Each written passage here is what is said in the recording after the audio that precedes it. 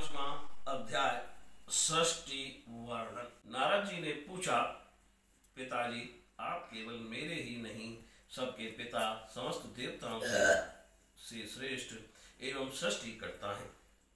आपको मेरा प्रणाम है। आप मुझे वह ज्ञान दीजिए जिससे आत्म तत्व का साक्षात्कार हो जाता है। पिताजी, इस संसार का क्या लक्षण है, इसका आधार क्या है, इसका निर्माण किसने किया है, इसका प्रलय किसमें होता है, वह किसके अधीन है और वास्तव में यह है क्या वस्तु, आप इसका तत्व बतलाइए। आप तो यह सब कुछ जानते हैं, क्योंकि जो कुछ हुआ है, हो रहा है या होगा, उसके स्वामी आप ही हैं।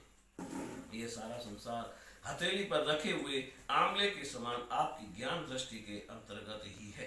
पिताजी, आपको ये ज्ञान कहाँ से मिला? आप किसके आधार पर ठहरे हुए हैं? आपका स्वामी कौन है और आपका स्वरूप क्या है? आप अकेले ही अपनी माया से पंचभूतों के द्वारा प्राणियों की सृष्टि कर लेते हैं। कितना अद्भुत है।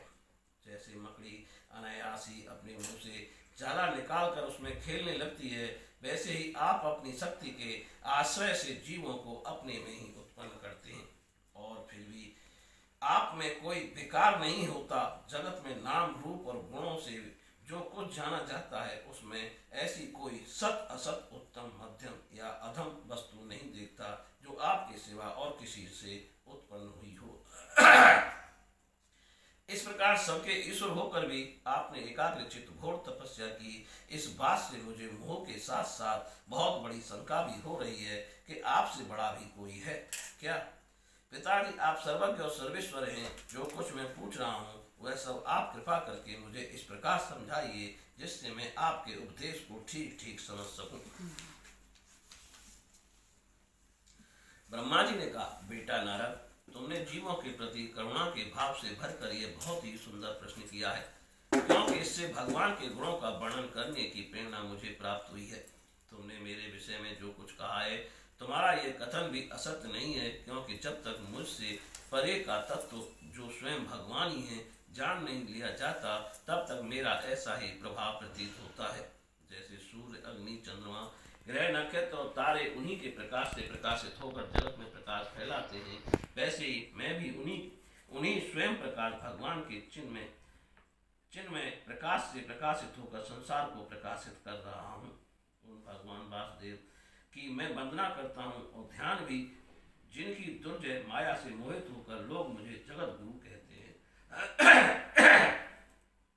यह माया तो उन्हीं की आंखों के सामने ठहरती ही नहीं, झेप कर दूर से भाग जाती है, परंतु संसार के अज्ञानी जन उसी से मोहित होकर यह मैं हूँ, यह मेरा है, इस प्रकार बकते रहते हैं।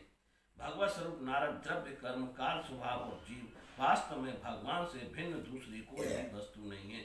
वेद नारायण के परायण हैं, देवता भी नारायण के अंगों में कल्पित हुए हैं और समस्त यज्ञ भी नारायण की प्रसन्नता के लिए ही हैं, तथा उनसे जिन लोगों की प्राप्ति होती है वे भी नारायण में ही कल्पित हैं।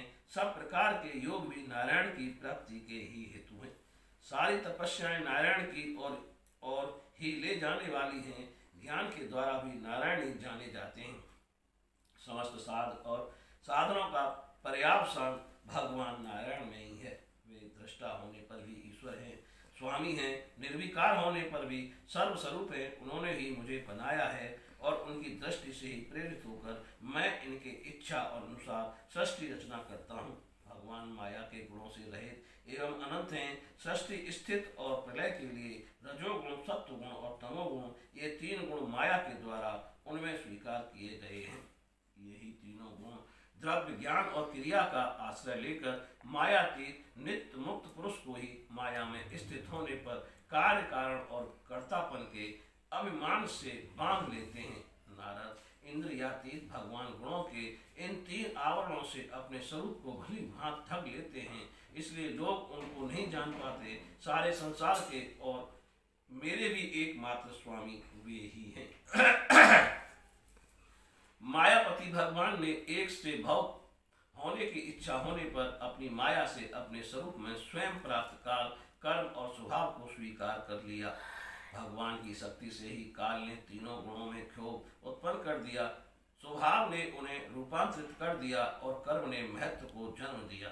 रजोगुण और सत्वगुण की वृद्धि होने पर महत्व का जो विकार हुआ उससे ज्ञान क्रिया और द्रव्य रूप तम प्रधान विकार हुआ, वह अहंकार कहलाता है। और विकार को प्राप्त होकर तीन प्रकार हो गया। उसके भेद हैं वैकारिक, तेजस और तामस। नारद जी, वे क्रम से ज्ञान शक्ति, क्रिया शक्ति और द्रव्य शक्ति प्रधान हैं। जब पंच महाभूतों के कारण रूप तामस अहंकार में विकार हुआ, तब अपने आकाश की उत्पत्ति हुई। आकाश की तन्मात्रा और गुण शब्द हैं। इस शब्द के द्वारा ही दृष्टा और दृश्य का बोध होता है। जब आकाश में विकार हुआ, तब उससे वायु की उत्पत्ति हुई। उसका गुण स्पर्श है। अपने कारण का गुण आ जाने से यह शब्द वाला भी है। इंद्रियों में स्फूर्ति, शरीर में जीवन शक्ति, ओज और बल इसी के रूप हैं। काल, कर्म और स्वभाव से वायु भी विकार हुआ, उससे तेज की उत्पत्ति हुई। इसका प्रधान गुण रूप है। साथ ही इसके कारण आकाश और वायु के गुण शब्द एवं स्पर्श भी इसमें हैं। तेज के विकार से जल की उत्पत्ति हुई। इसका गुण है रस। कारण तत्वों के गुण शब्द, स्पर्श और रूप भी इसमें हैं। जल के विकार से पृथ्वी की उत्पत्ति हुई। इसका गुण है गंध। कारण के गुण काल में आते हैं। इस न्याय से शब्द, स्पर्श, रूप और रस, ये चारों गुण भी इसमें विद्यमान हैं। वैकारिक अहंकार से मन की इंद्रियों के 10 अधिष्ठान देवताओं की भी उत्पत्ति हुई। उनके नाम हैं दिशा, वायु, सूर्य, वरुण, अश्विनी कुमार, अग्नि, इंद्र, विष्णु, मित्र और प्रजापति। तेजस अहंकार के विकार के स्रोत त्वचा, नेत्र, जिह्वा और घ्राण, ये 5 ज्ञानेन्द्रियां एवं वाक, हस्त, पाद, गुदा और जनेन्द्रियां, ये 5 कर्मेंद्रियां उत्पन्न हुई। साथ ही ज्ञान शक्ति, रूप, बुद्धि और क्रिया स्वरूप प्राण भी तेजस से, अहंकार से ही उत्पन्न हुए। श्रेष्ठ ब्रह्मविद, जिस समय वे पंचभूत इंद्रिय, मन और तत्व आदि तीनों गुण परस्पर संगठित नहीं थे, तब अपने रहने के लिए भोगों के साधन रूप शरीर की रचना नहीं कर सके। जब भगवान ने इन्हें अपनी शक्ति से प्रेरित किया, तब वे तत्व परस्पर एक दूसरे के साथ मिल गए और उन्होंने आपस में कार्य कारण भाव स्वीकार करके व्यष्टि समष्टि रूप पिंड और ब्रह्मांड दोनों की रचना की। वह ब्रह्मांड रूप अंडा 1 सहस्त्र वर्ष तक निर्जीव रूप से जल में पड़ा रहा। फिर काल, कर्म और स्वभाव को स्वीकार करने वाले भगवान ने उसे जीवित कर दिया और उस अंडे को फोड़कर उसमें से वही विराट पुरुष निकला, जिसकी जंघा, चरण, भुजाएं, नेत्र, मुख और फिर सहस्त्रों की संख्या में हैं। विद्वान पुरुष उपासना के लिए उसी के अंगों में समस्त लोक और उनमें रहने वाली वस्तुओं की कल्पना करते हैं। उसकी कमर से नीचे के अंगों में 7 पाताल की और उसके पेड़ों से ऊपर के अंगों में 7 स्वर्ग कल्पना की जाती है। ब्राह्मण इस विराट पुरुष का मुख है। भुजाएं क्षत्रिय, जांघों से वैश्य, पैरों से शूद्र उत्पन्न हुए। पैरों से लेकर कट पर्यंत 7 पाताल तथा भूलोक की कल्पना की गई है।